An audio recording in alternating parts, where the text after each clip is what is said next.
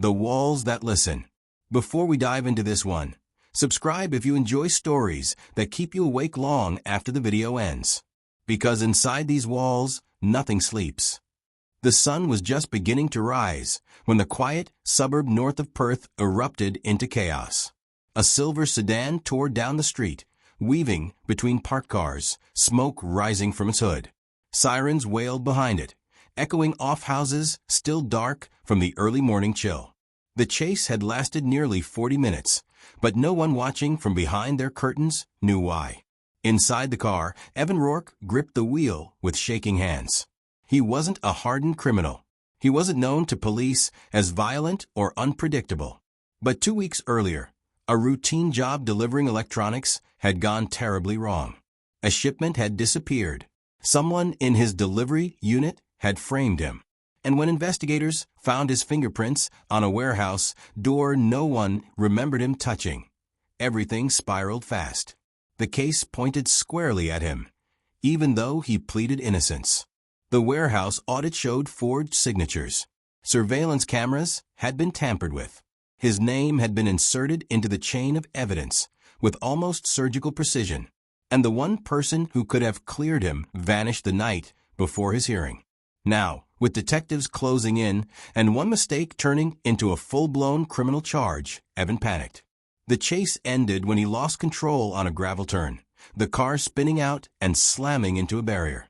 Officers surrounded him, guns drawn, shouting commands. Evan barely breathed. He lifted his hands. He surrendered. The police report was clinical. Attempted flight from arrest. Suspicious involvement in theft operation. Risk of absconding. A magistrate ordered him remanded until trial. But a shortage of space elsewhere meant he was sent somewhere far more severe than anyone expected. Casuarina Prison, Western Australia's highest security facility. Even the officers escorting him exchanged glances. Casuarina wasn't meant for temporary detainees. It was meant for the state's most dangerous offenders, men serving decades, some serving life. Evan's stomach twisted when the transport van turned past the outer fence. High concrete walls, guard towers that watched like silent hawks, and layers of security that made escape a theoretical impossibility. At the gate, a correctional officer checked paperwork before signaling the doors to open. The steel barrier slid sideways with a mechanical groan, revealing the inner yard. Even from inside the van, Evan felt the shift in atmosphere, the silence, the tension, the sense that everyone inside those walls had learned to read danger the way others read weather forecasts. During intake, officers moved with brisk precision. Photos, fingerprints, clothing exchange, medical checks, briefing on prison rules. Evan tried to listen, but his mind drifted into a fog of disbelief. He wasn't supposed to be here. He'd never even had a parking ticket. "This place doesn't care why you're here," a guard said without looking up from his clipboard. "Just how you handle being here." Evan was assigned to Unit 4, one of the more controlled blocks, but still filled with men serving sentences far longer than what he faced. As he walked down the corridor, he felt dozens of eyes tracking him. Not aggressively, not even curiously, more like evaluations, assessments. Every inmate knew the unwritten rules, and every newcomer had to earn their place among them. In his cell, Evan met his cellmate, a middle-aged man named Jonah with an expression carved from years of watching and surviving. Jonah didn't speak much at first. He simply nodded, then returned to folding his laundry with calm precision. "You'll be fine," Jonah finally said. "Just don't tell anyone your charges. People twist things. Truth gets buried." Evan didn't reply, because the truth wasn't clear anymore. He knew he'd been framed. He knew evidence had been manipulated. But he didn't know why. And he didn't know who. 3 days passed. Routine became a way to silence the fear growing in his chest. Yard time. Meals. Cell checks. Nights where he barely slept, listening to distant conversations echo through vents, coded and deliberate. Then something changed. While walking back from the workshop, Evan noticed a group of inmates standing near the walkway, discussing something in hushed tones. When he passed one of them, a tall man with calm but commanding posture turned. Their eyes met. Evan recognized him immediately from news articles clipping across Western Australia for nearly a decade. A man whose influence in prison was whispered but never fully explained. Staff respected him. Inmates followed him. And even inside maximum security, he maintained a presence that felt almost strategic. The man nodded once. Evan didn't understand the gesture. But Jonah did. That, Jonah whispered later in their cell, was Callum Shaw. If he looked at you, there's a reason. Evan frowned. I don't know him. Doesn't matter. People like him don't make random choices. That night, something slid under Evan's door. A piece of folded paper. He hesitated before unfolding it. Inside were only 3 words, written in clean, deliberate pen strokes. We know why. Evan's blood ran cold. Someone in Casuarina Prison knew who framed him. And they knew more than he did. The Black Corridor. The first night inside Casuarina felt like stepping into a different world. One where the rules of the outside no longer applied, and every second demanded vigilance. Ethan Ward learned this within minutes of arriving. The echo of steel doors slamming shut behind him wasn't just a sound. It was a sentence, a reminder that whatever he thought he understood about survival was about to be rewritten. Casuarina's maximum security wing, known among inmates as the Black Corridor, was where the state placed the men considered too unpredictable, too dangerous, or too influential to mix with the general population. Ethan didn't yet know which category he fell into. The guards hadn't offered an explanation. They simply escorted him past rows of reinforced doors, each fitted with thick shatterproof glass, until they stopped at cell 42, his new world. Inside, the cell was spotless but cold, the kind of cold that seeped into a person and refused to leave. A narrow bed, a polished steel toilet sink combo, and a single slit of a window that revealed nothing but sky. Isolation disguised as routine. By dawn, word had already spread across the unit that the new arrival wasn't just another street criminal. Some inmates claimed he had pulled off one of the most elaborate financial schemes in Western Australia's history. Others insisted he had ties to an underground network moving millions across continents. But the most persistent rumor, the one whispered under breaths, was that Ethan Ward wasn't done yet. That even behind the thick walls of Casuarina, he still had leverage. It didn't take long for someone to test him. During the first recreation period, Ethan stepped onto the yard and immediately felt the tension. Conversations paused. Heads turned. The air shifted. And from a bench in the corner, a tall man with heavy tattoos across his arms watched him with unblinking curiosity. This was Marcus Ridge Riddell, a figure who had spent over a decade building his own influence within Casuarina. Respect wasn't asked for in here. It was taken. Ridge didn't waste time. "You're the banker?" he asked, voice low, steady. Ethan didn't flinch. "Used to be." Ridge nodded slowly. "Word is, you moved a lot of money before they caught you. People in here appreciate a man with that kind of brain." Appreciate wasn't the right word. It was closer to use. Ethan saw through it immediately. "I'm not in the business anymore," he replied, keeping his tone even. Ridge's smile was thin. "Everyone in here is in some kind of business. You'll learn." Over the next few weeks, Ethan walked a razor-thin line. Ridge wasn't the only one interested in him. Another inmate, an older man named Douglas Clark, known simply as Doc, approached him quietly in the library one afternoon. Doc had a reputation for organization, for knowing more about the inner workings of the prison than some of the medium-level staff. Unlike Ridge, Doc dealt in information, not intimidation. "You should be careful around him," Doc said without looking up from his book. "He's building something. He wants you in the middle of it." "What makes you think I'd be useful?" Ethan asked. Doc turned the page before answering. "Because you didn't just hide money.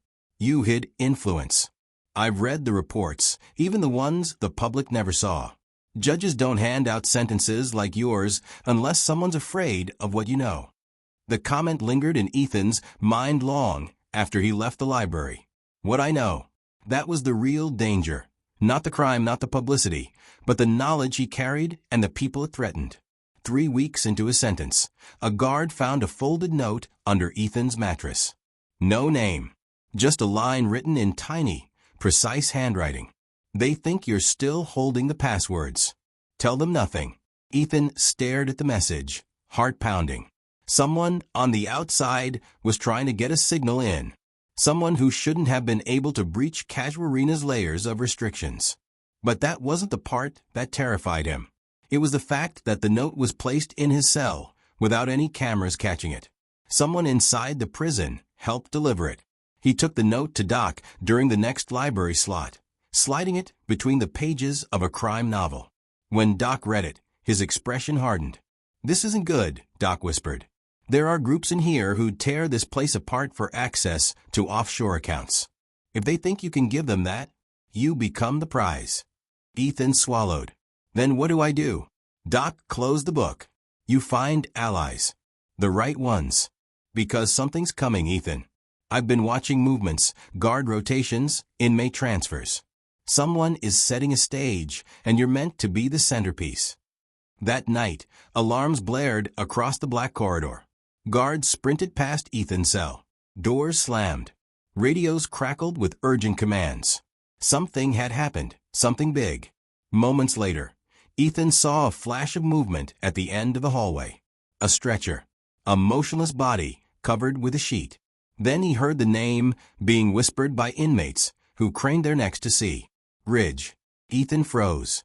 Ridge wasn't the type of man to go down quietly, and whoever silenced him had done it just hours after Ridge publicly extended his hand to Ethan. Someone wasn't just watching Ethan. Someone was removing obstacles, one by one, preparing for something he still didn't understand. And when Ethan was escorted back into his cell, he found another note waiting on his pillow. "You're next if you don't listen." The ledger of Casuarina. The second note sat on Ethan's pillow like a warning carved in stone. The handwriting matched the first one. Small, precise, unmistakably deliberate. But this message was harsher, colder, almost surgical in tone. "You're next if you don't listen." For a moment, Ethan stood motionless, the cold air of cell 42 pressing tight around his ribs. Ridge had been taken out less than an hour ago. Not transferred. Not disciplined. Removed. And now someone was telling him that his time was running out too. He folded the note carefully and slid it beneath his mattress. In Casuarina, panic was a scent that spread fast.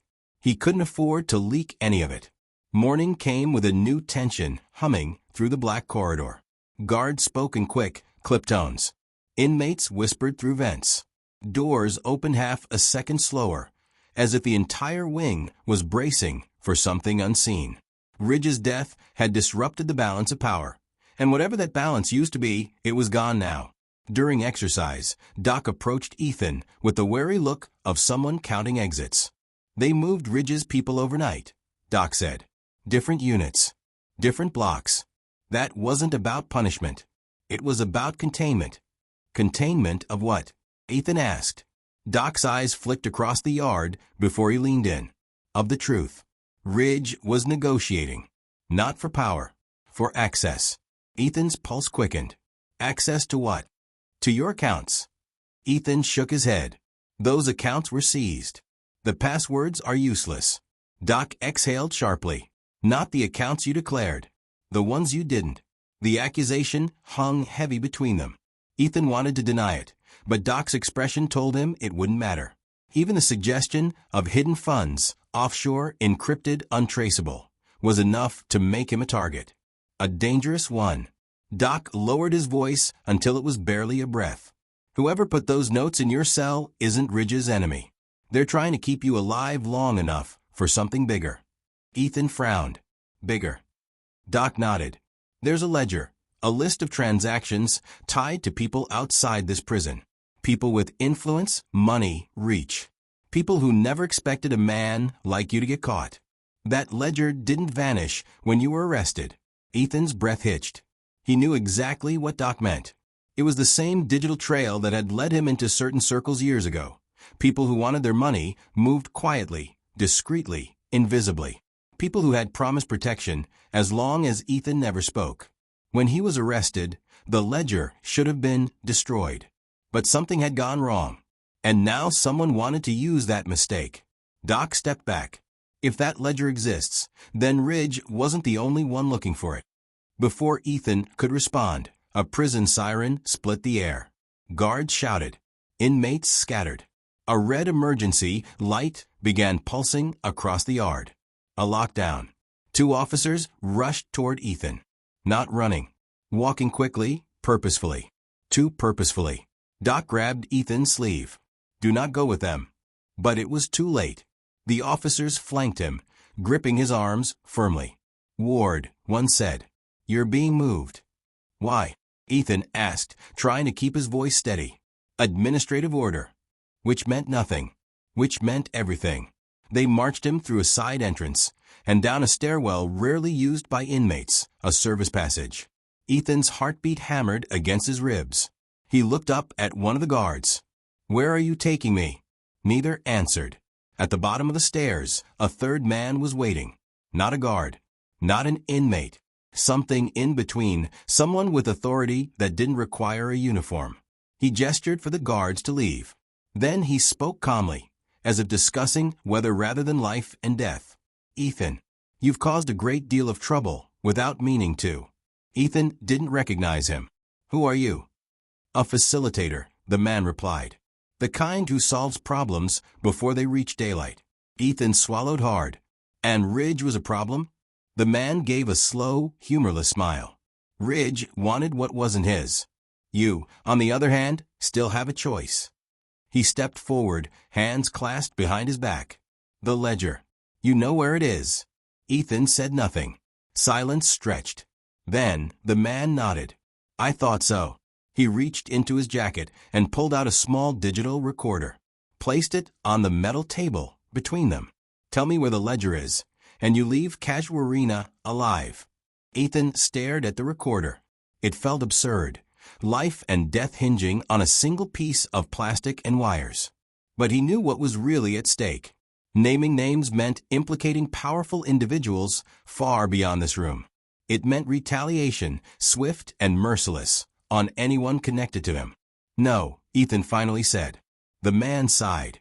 Not frustrated, disappointed. Then your story ends here. Before he could give an order, the service door burst open. Doc.